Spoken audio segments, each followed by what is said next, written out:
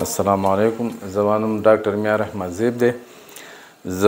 ما MBBS د خیبر میډیکل یونیورسيټي نه کړی دی او ما FCPS په ماشومانو په سپیشلیټي کې د کالج اف فزیشن اینډ سرجن اف پاکستان نه کړی دی او ما ټریننګ په سیدو ګروپ اف ټیچنګ هاسپټل کې کړی دی او نن سبا زما ایز پوسټینګ چې دی هغه هم سیدو میډیکل کالج اینډ سیدو ګروپ اف ټیچنګ هاسپټل کې دی. موږ کلینیک چې دی نو دا په هزاره کې دی او سید خطاب ارتوپیډک اینډ میډیکل سینټر کې هزاره کې. زیاتر خلک زموږ نه دا تپوس کوي چې یاره تاسو کوالیفاید خلک خو زیاتر سیدو کې نو موږ ورته دا وایو چې یو خو دا زما خپله علاقه ده، دویم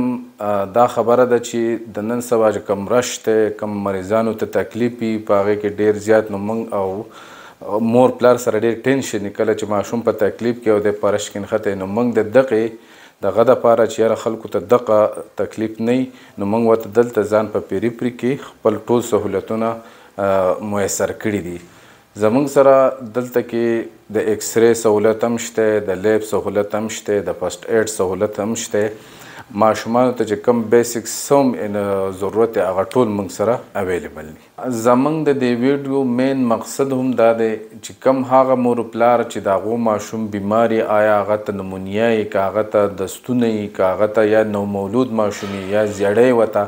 او هغه غواړي چې یاره زموږ ماشوم په یو ښځې کې داخل شي او سرکاري اسپتال کې ځکه چې هلته ډېر زیات رشي او هلته کې ماشومان داخلول مور پلار سره ډېر غټ ټینشن وي نو دلته زموږ سره د صحت کارت باندې دا سهولت میسر دی چې په هغې کې لکه لوی ماشومي او که د نومولود ماشومي نو